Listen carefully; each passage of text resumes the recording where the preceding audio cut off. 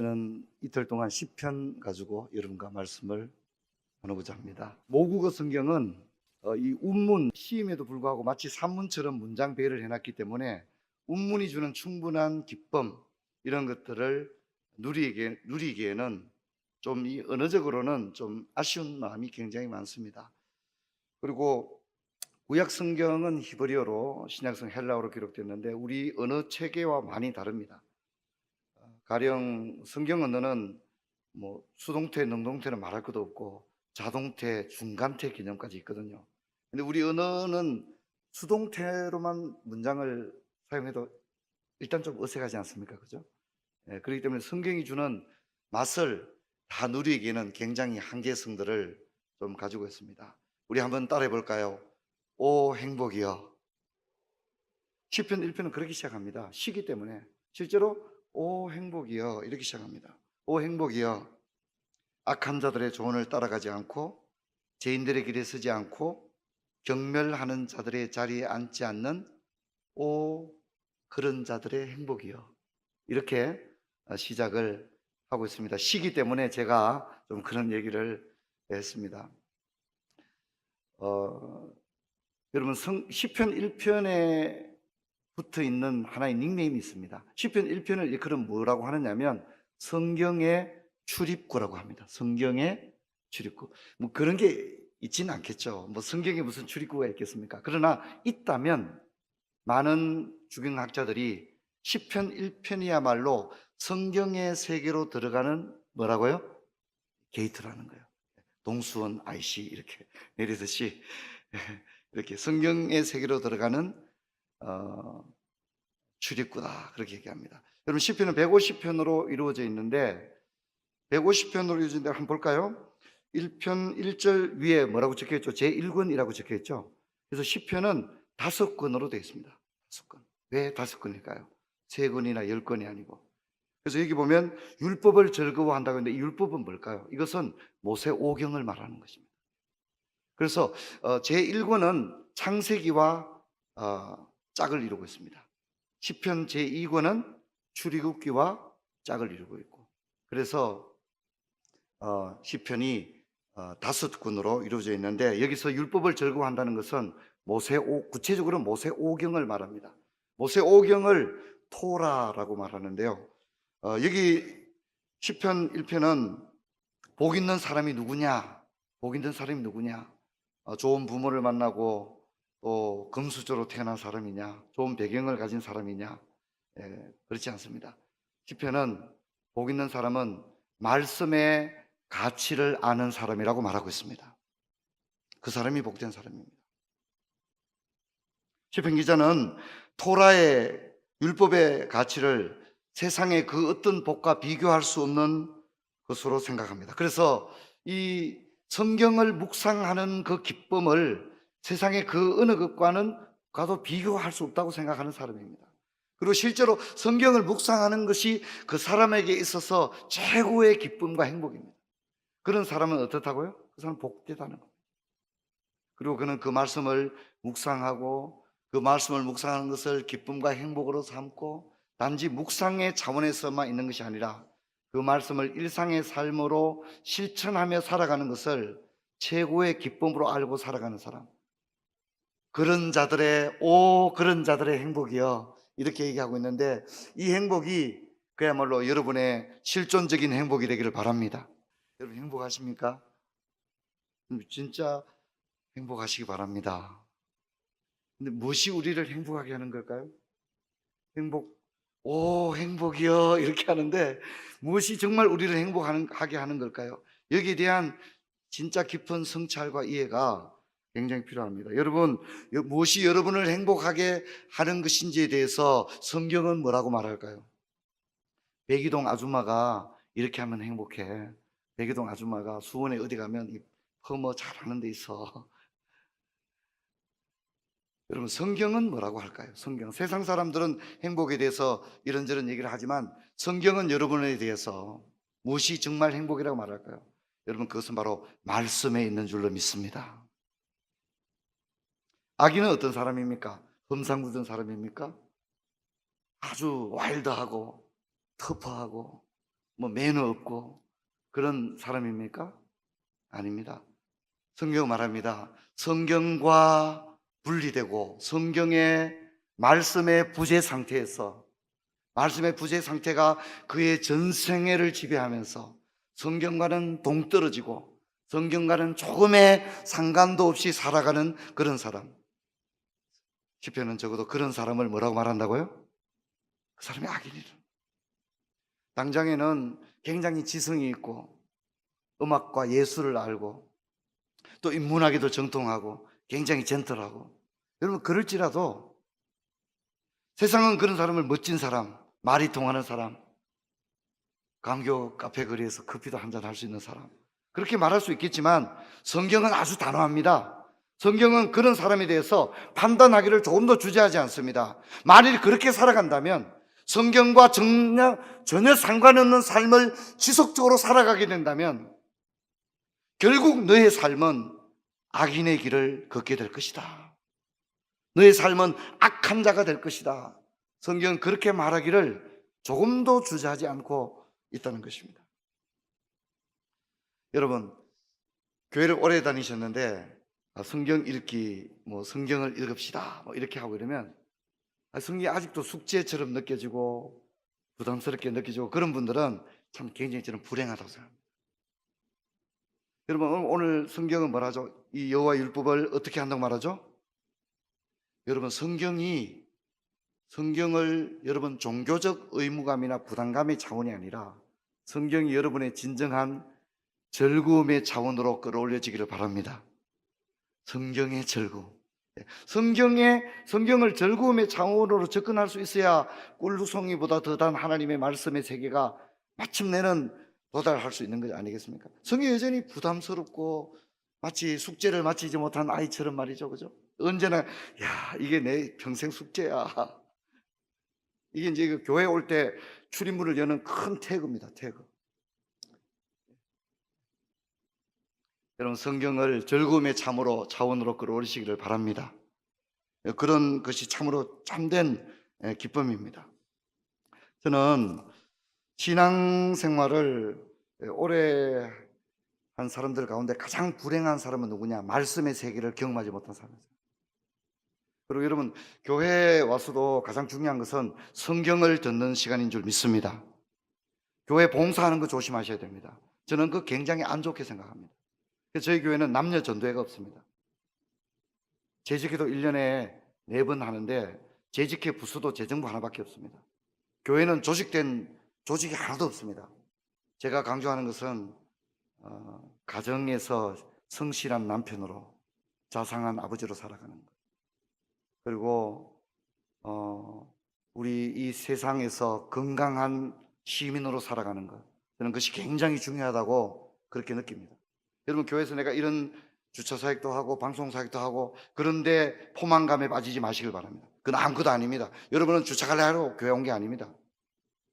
저희 교회는 차량 운행 자체를 안 합니다. 여러분 방송 봉사로 교회 온 게 아닙니다. 여러분 말씀 듣기 온 줄로 믿습니다. 할렐루야. 잊지 마십시오. 주차 관리하는 데서 물론 그 굉장히 의미 있는 일입니다. 방송실 좋은 일입니다. 찬양대도 좋은 일입니다. 하지만 그보다 더 중요한 것은 여러분이 말씀만이 여러분을 참된 행복으로 인도할 줄 믿습니다. 내가 이런 봉사도 하고 이런 직분도 맡았고 이런저런 일들, 아주 중요한 역할들을 하고, 여러분 그런데 포만감에 빠지면 안 됩니다. 말씀이 없는 삶은 말씀과 대체할 수 있는 그런 것은 세상에 없습니다. 여러분, 우리를 진정 행복으로 끌고 갈 수 있는 것, 우리를 살려줄 수 있는 것은 하나님의 말씀인 줄 믿습니다. 2절을 보면 여호와의 율법을 즐거워하여라고 했는데 이것은 우리 번역은 약간 목적격적인 느낌을 주거든요.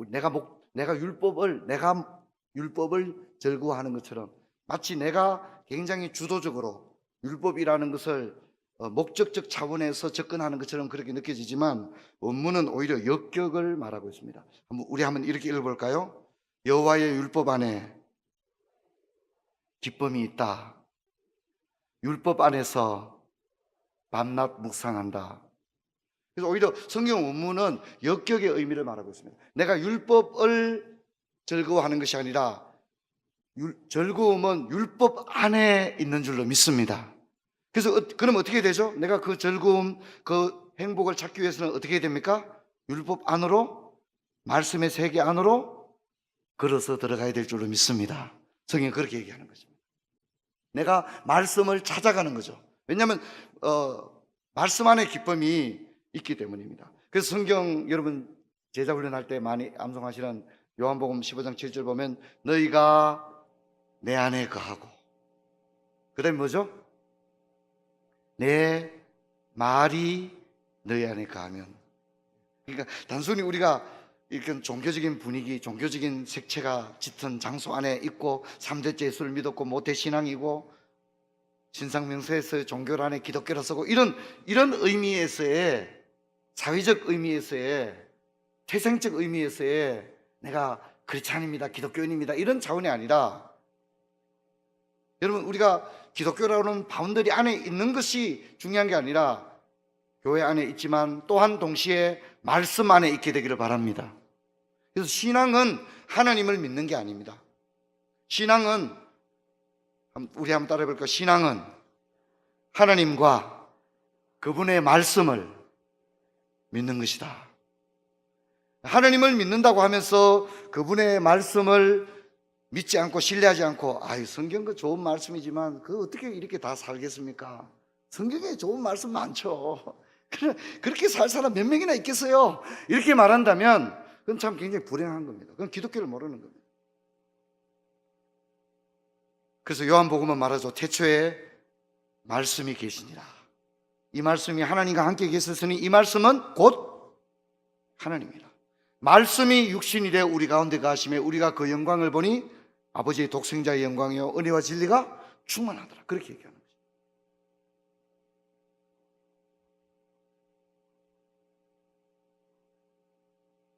많은 사람이 교회를 다니지만 말씀이 없는 상태로 살아갑니다. 말씀이 없는 상태는 중앙선이 없고 신호등이 없는 것과 같습니다. 이런 사람은 이단에 넘어갑니다. 신비주의에 넘어갑니다. 환상을 좋아하고 음성 듣는 걸 좋아합니다. 그런가 하면 어떤 사람은 음악에 매료됩니다. 여러분 음악을 조심하셔야 됩니다. 여러분 우리는 하나님은 음악을 기뻐하는 게 아니라 우리 하나님은 경배를 받으시기를 원하십니다. 음악을 올려드리는 것이 아니라 경배를 올려드려야 됩니다. 제가 짐 신발라라는 목사님에게 너무 놀라요. 이 목사님은 미국 해중교회는 신학을 안 하고도 목사님이 하거든요. 이 짐 신발라는 농구 선수입니다. 농구 선수, 키도 굉장히 크고 농구 선수인데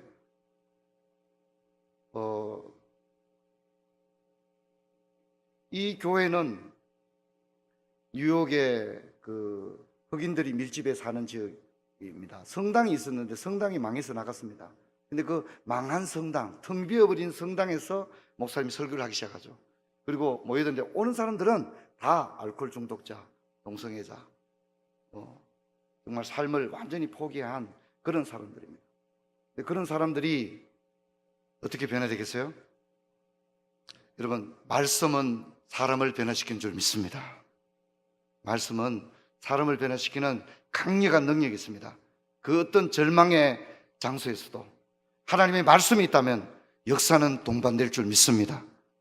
짐 신발라가 신학을 하지 않았기 때문에 오히려 순수하게 무엇을 전하려고만 노력했을까요?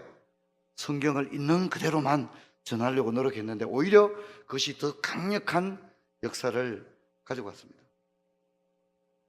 그 교회 찬양대 찬양을 들어보면 눈물이 납니다.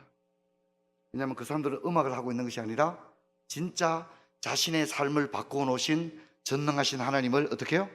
찬양하고 있음을 알 수가 있기 때문이죠. 그리고 그런 찬양은 강력한 역사를 가져온다는 것을 저는 보게 되었습니다. 여러분, 성경의 진리에 눈을 뜨고 말씀의 기쁨과 즐거움을 얻기보다 신비주의와 체험주의, 은사주의에 빠져버린 사람들 굉장히 불쌍합니다. 한번 빠지면 헤어나오기 어렵습니다. 여러분, 뜨거운 것도 굉장히 좋지만 뜨거운 것은 동시에 위험합니다. 초대교회가 굉장히 뜨거웠습니다.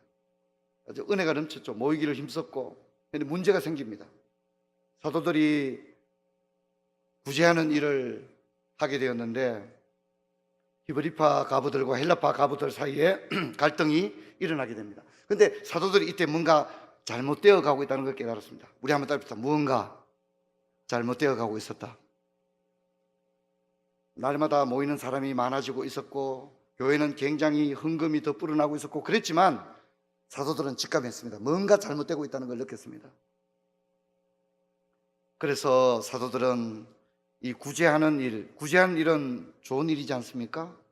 그런데 구제하는 일을 전무할 수 있는 집사들을 뽑고 자신들은 뭐 하리라고 말하죠? 말씀 전하는 것과 기도하는 일에 전무하리라 그렇게 하게 되는 것입니다. 그런데 재미있는 것은 사도들이 그 얘기를 할 때 이렇게 말합니다. 구제를 일삼았도다 그렇게 얘기합니다. 여러분 구제는 좋은 일인데 일삼았다는 겁니다. 그럼 사도들이 해야 될 가장 중요한 일은 무엇을 전하는 것이죠?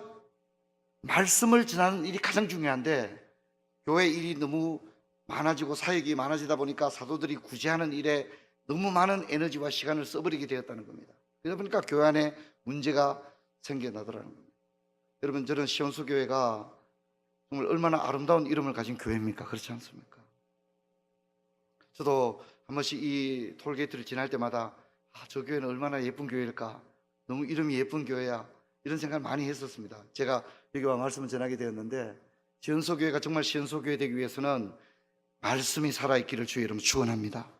그러면 담임 목사님이 오직 말씀 전하는 일에만 전무할 수 있도록 여러분 마음을 모아주셔야 됩니다. 교회는 강단이 약해질 때 교회도 같이 약해집니다. 교회는 강단이 무너지면서 교회도 같이 무너지는 것입니다. 여러분 강단이 살아나고 말씀이 살아나면 여러분 교회는 그 다음에 어떻게 될지 생각할 필요 없습니다. 건강한 교회가 될 줄로 믿습니다. 목사님이 말씀을 전하는 것이 너무나도 중요하다는 걸 잊지 말아야 됩니다. 그래서 사도들은 다시 자기들의 자리에 돌아옵니다. 말씀 전하는 것과 기도하는 일에 전무하리라 그렇게 되어졌습니다. 여러분 마리아와 마르다도 예수님께서 누구를 칭찬했죠? 마리아를 칭찬했습니다. 마르다가 한 일도 좋은 일입니다. 봉사하고 손대접하는 일은 가치 있는 일입니다. 하지만 더 중요한 일은 말씀을 듣는 일인데 마리아가 단순히 말씀을 듣는 게 아닙니다. 성경을 자세히 읽어보면 마리아가 주의 발치 아래 앉아 이렇게 나옵니다. 주님의 발치 아래 앉았다는 얘기는 그냥 단순히 인문학 강좌를 듣는 수준으로 예수님의 메시지를 청취했다는 말이 아니라 발치에 앉았다고 하는 것은 당시로서는 당신의 제자가 되겠습니다. 당신의 제자가 되겠습니다. 이런 관용적 표현이 뭐라고요? 발치 아래 앉다는 겁니다. 발치 아래. 당신의 말씀을 그저 교양적 차원에서 들으려고 무슨 얘기 하나 한번 들어보자 이런 차원에서 청취했다는 말이 아니라 마리아가 주의 발치 아래 앉았다는 말은 세상에서 가장 가치 있는 일이 주님의 말씀이라는 것을 고백하는 겁니다.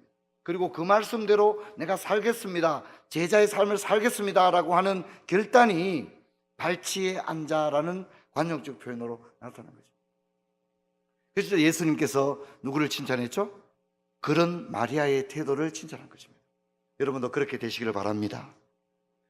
교회 사역들 가운데 분주한 일들도 많고 이러겠지만 올라와서 말씀 듣는 일에 집중을 하는 여러분들이 되어야 됩니다. 복음서를 보면 수많은 군중이 예수님을 따랐습니다. 그들은 기적을 보았고 먹었습니다. 하지만 결국 다 떠나갔습니다. 예수님이 뭐라고 하죠? 그 군중들을 향해 저들이 나를 따른 것은 떡을 먹고 배부른 까닭이로다. 입술로는 나를 존경하되 마음은 내게서 멀도다. 종교 이벤트가 끝이 났을 때 뮤지컬이 끝이 나고 집에 돌아갔듯이 다 가버린 거죠. 하지만 제자들은 남았습니다. 제자들은 왜 남았죠? 제자들은 말씀의 가치를 알았기 때문인 줄 믿습니다. 말씀의 가치를 아는 자들만이 진짜 제자의 길을 갈 수 있습니다. 여러분 한번 생각해 보십시다. 때로는 국가가 없어질 수도 있습니다. 가정이 없어질 수도 있습니다. 가까운 가족들이 나를 다 떠나갈 수도 있습니다. 하지만 성경은 말씀은 언제나 여러분과 함께 할 줄로 믿습니다. 풀은 마르고 꽃은 시들어도 하나님의 말씀은 여러분과 함께 할 줄로 믿습니다. 그래서 이 말씀과 함께 하는 것이 얼마나 중요하다는 사실을 잊지 말아야 합니다. 그래서 그리스도인들의 참된 기쁨 여러분들 한번 오늘 곰곰이 한번 제가 숙제를 하나 내겠습니다. 그래 내가 교회를 오래 다녔는데 20년 다녔는데 진짜 교회를 다니는 나의 기쁨은 어디 있을까? 여전도에서 함께 교제하고 그런 것이 기쁨이 있을까? 진짜 나의 기쁨이 어디 있을까? 성도들을 보게 되면 다양한 영성의 칼라를 가지고 있습니다. 어떤 사람은 지성주의 영성을 가지고 있습니다. 이런 분들은 굉장히 어려운 아구스티누스의 참회록이라든가 장깔병의 기독교 강요라든가 이런 거 목사님 얘기하면 아주 좋아합니다. 지성주의, 성경 공부하는 거 굉장히 좋아합니다. 그런가 하면 열광주의 영성을 가진 사람이 있습니다. 이분들은 손을 좀 들고 좀 이렇게 뛰어야 찬양이 됩니다. 손 안 들면 찬양을 안 한 겁니다. 열정적인 사람들이 있죠. 그런가 하면 박애주의 영성을 가진 사람들이 있습니다. 이런 분들은 연약한 사람들 시설에 가서 봉사활동하고 이러면 아주 은혜를 받죠. 그런가 하면 전통주의 영성을 가진 사람이 있습니다. 이런 사람들은 교회 역사가 한 100년은 돼야 은혜를 받습니다. 100년쯤 돼야 은혜를 받습니다. 목사님이 양복 입고 나온 것보다 가운 입고 나와야 은혜를 받습니다. 그런가 하면 자연주의 영성을 가진 사람이 있습니다. 이런 사람 평소에 은혜를 못 받아도 야유회를 가면 영이 열리기 시작합니다. 주 하나님, 목사님 너무 좋아요. 시온소교회 너무 좋아요. 영이 열리는 거예요. 물론 이제 우리가 다양한 혈액형을 가진 것처럼 다양한 영성의 칼라를 가지고 있습니다. 저는 산을 좋아합니다. 특히 고산을 좋아합니다. 고산. 제가 에베레스트, 안나푸르나, K2, 마체레프레 정상은 제가 전문 산악인은 아니기 때문에 정상 8,000m는 못 올라갔지만 산악인들이 올라가는 출발점 베이스캠프 한 6,000m 선까지는 거의 다 올라갔었습니다. 로찌에서 성경 읽고 또 기도하고 아름다운 하나님 지은, 저는 이런 생각합니다. 하나님께서 아름다운 자연을 만들어 놓으셨는데 저는 최소한 가보는 것 정도는 예의다 이렇게 생각하고 있습니다. 그래서 저 역시도 이제 시골에서 농사 짓는 집에서 태어났기 때문에 좀 약간 자연주의 영성을 가지고 있습니다. 제자반도 처음 시작하면 여자 제자반은 봄나물 얻으러 나갑니다. 바깥에 근교에. 그래서 제자반 총무가 이제 한 곳에 이렇게 가서 마을 이장님에게 미리 허락을 좀 받아놓고 제자반 식구들이 같이 가서 쑥도 뜯고 냉이도 캐고 그렇게 동요, 10월에서 불렀던 동요, 봄이 오면 사내들의 진달래 핀 이런 노래도 같이 부르고, 그리고 또 과거에 어떻게 살았는지, 어릴 때 어디서 자랐는지, 어떤 분은 제주도에서 어릴 때 자란 분도 계시고 이런 이야기 나누고 서로 그런 것들 많이 합니다. 제자반을 뽑으면 이제 1년 동안 이제 함께 공부하죠. 물론 뭐 함께 동고동락합니다. 열심히 공부합니다. 그런데 저는 그 제자반들과 첫날 오리엔테이션 시간에 우리의 가슴이 설레게 하는 뭔가를 하나를 하자. 1년 동안 제자반 성경도 공부하고 다 하지만 목사님과 평생에 단 한 번 하는 제자훈련이니까 우리의 평생에 잊지 못할 가슴 설레이는 것 한 가지씩 하자. 이렇게 해서 꼭 뭘 합니다. 이제 작년 남자 사역반은 젊은 30대 반들이어서 뭘 하자고 그러니까 서핑을 하자고 했어요. 서핑. 그래서 1년 동안 정말 서핑 열심히 했습니다. 제가 대구에 있는데 동해안이 가깝기 때문에 정말 1년 동안 아주 정말 서핑을 즐겁게 했습니다. 아주 전문팀이 됐습니다. 전문팀이 되어서 이제 파도도 타고 그렇게 하게 되어집니다. 여러분, 우리가 신앙생활에 기쁨 많습니다. 교회 생활에 전도회도 기쁨이 있고 참 뭐 여러 사역팀도 기쁨이 있고 우정도 있고 참 많습니다. 하지만 여러분, 그런 기쁨도 참 소중한 기쁨이라고 생각합니다. 우정이고. 그러나 여러분, 그런 기쁨과 함께 반드시 신자라면 가져야 될 기쁨은 말씀의 기쁨인 줄로 믿습니다. 이것을 꼭 기억을 하시기 바랍니다. 여러분, 교회가 가장 어두웠던 시대는 성경이 잠자던 시대였습니다. 그래서 가령 중세와 같은 시기를 암흑기라 그러죠. 암흑기. 중세는 5세기부터 15세기 정도까지 1000년의 역사를 가지고 있는데 중세를 암흑기라고 합니다. 그런데 움베르토 에코라든가 또 한국의 중세 전문가인 유대칠 박사 같은 경우는 이 중세가 암흑기가 아니다. 사실 중세는 유럽을 가보면 건축물들이 대단하지 않습니까? 음악, 미술, 건축 정말 정교할 정도로 아름답게 발전했고 굉장히 기독교적인 시대였죠. 대성당의 종소리에 맞추어서 일어나고 대성당의 종소리에 맞춰서 잠들고 태어나면 성당에 와서 세례를 받고 세례명을 받고 죽어서는 어디에 묻히죠? 성당의 묘지에 묻히는 거예요. 중세인들은 이런 생각을 했어요. 죽어서 성당 묘지에 못 묻히면 천국에 못 간다고 생각을 했어요. 아주 그래서 요람에서 무덤까지 그렇게 살았던 시대죠. 근데 너무 아름다운 천년의 시대였고 너무 기독교적인 시대였죠. 교회 외에는 아무것도 없었던 시대였거든요. 근데 왜 중세를 암흑기라고 하느냐? 그래서 유대칠 같은 분은 이런 얘기합니다. 중세는 억울하다 이런 말을 합니다. 왜냐하면 중세는 너무 아름다운 시대였는데 세계사에서 중세를 얘기할 때 중세는 암흑기다 그러니까 중세는 좀 억울하다 이런 말을 했습니다. 근데 여러분 그럼에도 불구하고 중세는 분명히 암흑기입니다. 왜 그렇죠? 인간의 지성과 이성이 극도로 발전했고 너무나도 정교하고 아름다운 문화를 가지고 있었습니다. 중세 사람들은 또 낭만이 있었죠. 낭만. 기사 계급들도 있었고 아주 낭만과 사랑도 있었고 그랬죠. 근데 왜 중세를 암흑기라고 합니까? 중세는 인간의 모든 기능들이 아름답게 꽃을 피웠지만 단 하나의 가네스만큼은 처절할 정도로 그 기능이 무려 1000년 동안이나 중단되어 있었습니다. 1000년 동안이나.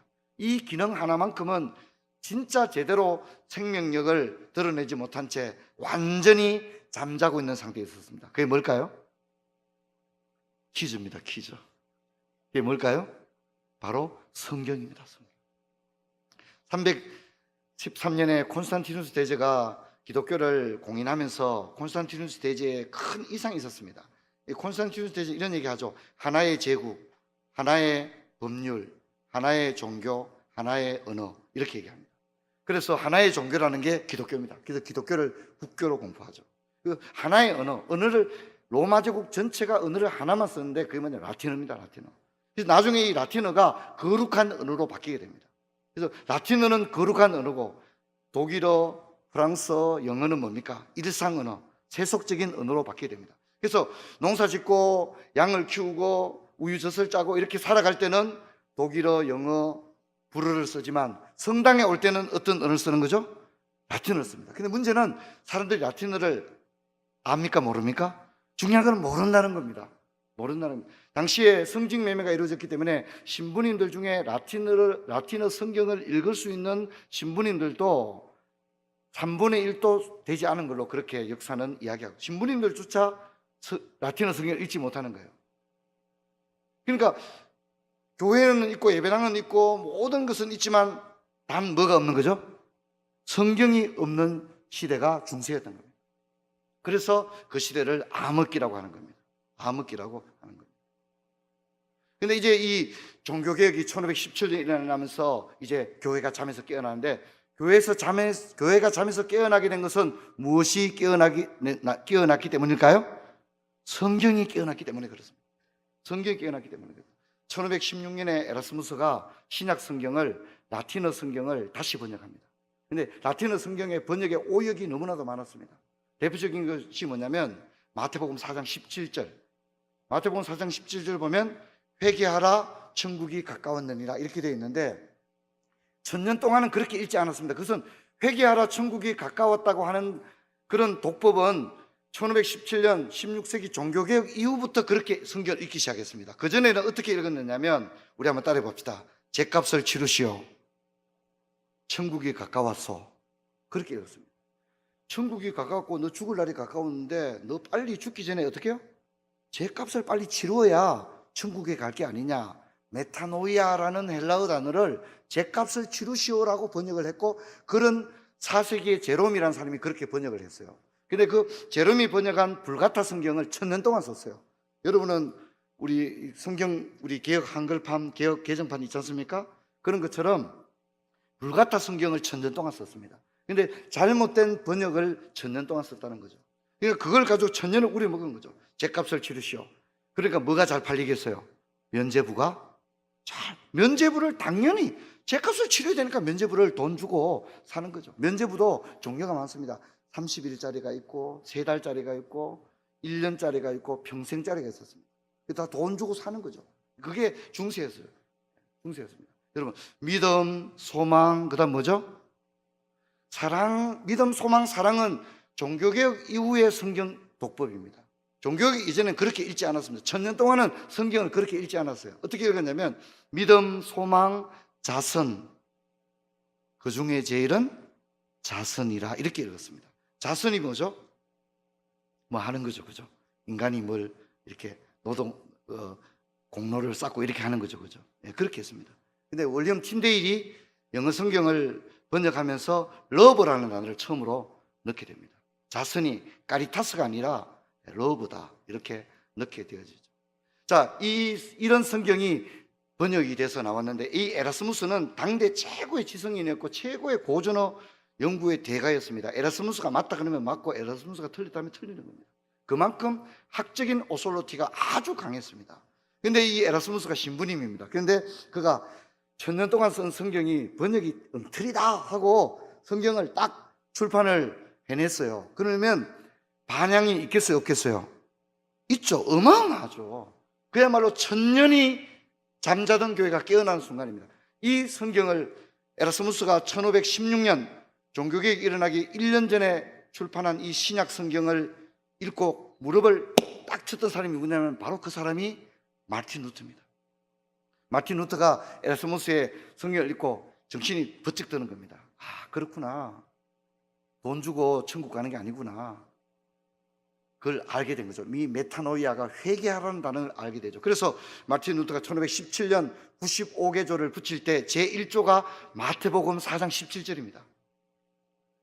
메타노이아, 회개하라는 것은, 죄를 사하는 것은, 죄는 돈으로 살 수 있는 것이 아니라 죄를 사할 수 있는 것은 하나님 한 분뿐이시고, 죄는 죄를 인정하고 그 죄에서 돌이키는 것이 회개, 메타노이아다. 이것을 95개조 1조에 마틴 루터가 그것을 쓰게 되는 거죠. 그래서 종교개혁이 도화선이 일어나게 됩니다. 그리고 마틴 루터가 칼 5세 앞에 서게 되죠. 신성로마 제국 독일 국회에 서게 됩니다. 칼 5세가 마틴 루터에게 명령합니다. 너의 95개조를 불태워라. 그렇게 얘기합니다. 그때 마틴 루터가 뭐라 합니까? 지금 어떤 누구라도 이 성경을 가지고 나를 설득하지 않는다면 나는 절대 내 의견을 철회하지 않겠습니다. 이 성경으로 나를 설득한다면 나는 기꺼이 95개조를 불태우겠습니다. 하지만 어떤 누구도 성경으로 나를 설득할 수 없다면 나는 내 의견을 철회하지 않겠습니다. 그렇게 얘기합니다. 그리고 마틴 루터가 이제 도망을 가게 돼서 바르트푸르트 성에서 성경을 번역하는데 그가 성경을 번역해서 만들어낸 성경을 9월 성경이라고 합니다. 9월 달에 출판했기 때문에 9월 성경이고 그해 12월에 또 성경이 나오는데 그 성경을 12월 성경이라고 합니다. 12월 성경은 신구약이 완전히 만들어져 나오게 되죠. 마틴 루터는 아주 그 자신의 모국어 독일어로, 그동안의 성경은 뭐밖에 없었다고요? 라틴어밖에 없었어요. 사람들이 읽을 수 있는 말은 뭐죠? 독일 사람 독일어, 프랑스 사람 프랑스어, 영국 사람 영어. 그래서 이 마틴 루터는 독일어로 성경을 번역하는데 매우 쉬운 독일어를 씁니다. 그래서 코이네 도이치라고 합니다. 코이네 도이치. 독일어 정규 수업을 받지 못한 사람도 뜨듬뜨듬 읽을 수 있을 정도로 매우 쉬운, 요즘 어린이 성경, 쉬운 성경 수준으로 성경을 찍어내게 됩니다. 그리고 재미있는 것은 끄라나라고 하는 마틴 루터의 친구가 있었는데, 여러분 문제는 성경을 만들어내도 글자를 읽지 못하는 문맹률이 워낙 높았기 때문에 재미있는 것은 마틴 루터가 만든 9월 성경에는 인류 역사 최초로 성경에 사파가 들어갑니다. 사파. 그래서 글을 읽지 못한 사람들은 뭘 보라고요? 그림을 보라고 사파가 들어가게 되어집니다. 그리고 그 성경이 나오는데 성경은 그야말로 대박을 치게 됩니다. 여러분, 당시에도 성경이 있었습니다. 독일어 성경이 있었는데 구텐베르그 독일어 성경이 있었는데 성경이 얼마나 비쌌느냐면요, 성경 한 권 값이 수도원 하나를 줘야 살 수 있었습니다. 여러분 다 수도원 하나씩 있으시죠? 그러니까 성경을 뭐 살 수가 없는 거죠. 마틴 루터도 대학에 들어가서 도서관에서 성경이라고 생긴 걸 도서관에서 처음 봤다고 그렇게 일기에 적고 있는 정도니까. 그런데 마틴 루터가 만든 9월 성경은 얼마나 싸게 만들었냐면 인쇄술의 발전과 함께 1.5 굴덴, 돼지 한 마리 주면 성경 한 권을 살 수 있는 그런 가격으로 책을 만들었어요. 이 책이 퍼져나가게 됩니다. 사람들이 성경을 읽기 시작했습니다. 여러분 한번 따라해 봅시다. 성경을 읽을 때 놀라운 일이 일어난다. 칼 오스는 이런 생각을 한 거죠. 누가 신성 로마 제국 황제의 말을 거역할 수 있겠는가? 이제부터 신성로마 제국 안에서는 독일어 성경은 다 불태워라. 예배도 독일어로 드리면 안 된다. 찬송도 독일어 하면 안 된다. 다 라틴어로 해야 된다. 가톨릭 의식대로 돌아간다. 이렇게 하면 다 자기를 따를 거라고 생각했습니다. 근데 뭐냐면 1529년에 이 브란덴부르크의 영주 게오르크와 또 작센의 선제우 요한, 또 브라운슈바이크, 또 이런 영주들이, 이 사람들은 경건한 가톨릭 신자가 아니라 경건한 프로테스탄트 신자들입니다. 이들이 나와서 황제에게 반대하죠. 싫습니다, 폐하. 우리 한번 따라 볼까요? 싫습니다, 폐하. 사극 느낌 나게 좀 크게 한번 해봅시다. 싫습니다, 폐하. 그 말은 죽겠다는 말하고 똑같거든요. 당시에 싫습니다, 폐하 이런 말 할 수 없습니다. 근데 그렇게 하는 사람이 14명의 제국 도시의 대표들이 와서 싫다고 말한 거예요. 칼 오세가 깜짝 놀란 거죠. 그래서 너무 이 14명을 죽일 수는 없으니까 이들에게 뭐라고 하냐면, 너희들의 의견을, 너희들이 어떤 생각을 가지고 있는지를 요약해서 내어라. 마지막에 이야기한 사람이 멜랑히톤입니다. 멜랑히톤이 자신들의 의견을 요약해서 황제에게 말하는데, 그 요약해서 말한 것을 뭐라고 하냐면, 우리 한번 따라해봅시다. 프로테스타치오. 프로테스타치오를 제출합니다. 항의합니다, 이런 겁니다. 프로테스타치오를 제출했습니다. 대담무쌍한 거죠. 황제 앞에 싫습니다, 폐하. 그렇게 못하겠습니다. 독일어 성경 불태울 수 없습니다. 복음을 빼앗기고 사느니 차라리 내 목을 치십시오. 그러면서 그들이 황제에게 프로테스타치오, 우리의 신앙은 이런 겁니다 하고 프로테스타치오를 제출했습니다. 이 대담무쌍한 사람을 뭐라고 불러야 할 것인가? 그래서 프로테스타치오를 제출한 사람들을 그때부터 뭐라고 부르기 시작했다는 거죠? 프로테스탄트라고 불러요. 프로테스탄트. 여러분, 우리를 뭐라고 불러요? 우리 기독교인들을 뭐라고 불러요? 우리를 프로테스탄트라고 하잖아요. 프로테스탄트. 이 말이 여기에서 나온 거예요. 프로테스탄트. 복음을 빼앗기고 성경을 읽지 못하느니, 성경을 읽지 못한다면, 성경을 읽을 수 없다면 지금 내 목을 차라리 치십시오. 황제일지라도 하나님의 말씀을 읽지 못한다면 내 목을 치십시오. 황제에게 프로테스타치오를 제출했던 이 대담무쌍한 사람들, 이 사람들은 목사님들입니까? 평신도들입니까? 이 사람들은 평신도들입니다. 평신도들입니다. 성경을 읽었을 때 얼마나 강력한 능력이 나오는가를 우리에게 보여줍니다. 제가 말씀을 맺고자 합니다. 여러분, 능력은 말씀에 있는 줄 믿습니다. 여러분, 성경을 읽으시기를 주의 이름으로 축원합니다. 자녀들과 함께 읽고 온 가족이 함께 모여서 소리내어서 성경을 읽기를 바랍니다. 여러분, 하나님의 말씀은 살았고 운동력이 있어서 강력한 역사를 동반할 줄로 믿습니다. 성경을 읽는 것만으로도 치유의 역사가 일어나고 심령이 치유되어지고 용기를 얻게 되고, 여러분, 주의 교양과 훈계로 구원에 이르는 놀라운 지혜를 얻게 될 줄로 믿습니다. 여러분, 성경보다 더 강력한 능력이 없다는 것을 잊지 마시길 바랍니다. 이 행복을 시편은 오 행복이여 이렇게 노래하고 있는 것입니다. 2019년도 사랑하는 시온소의 모든 성도 여러분, 다시금 성경을 여러분 손에 가져가시기를 바랍니다. 성경을 멀쩡한 곳에 올려놓지 마시고 여러분 품에 안으시고, 자매님들도 이 백에 성경을 꼭 넣어 다니십시오. 성경. 백에는 뭐가 있어야 된다고요? 성경이 있어야 합니다. 성경. 언제나 성경이 있는, 그래서 카페에서 커피 마시도 시간 있을 때 언제나 작은 성경을 꺼내서 읽을 수 있는 시온서 교회가 말씀으로 말미암아 이 민족을 살리는 교회 되기를 주의 이름으로 축원합니다.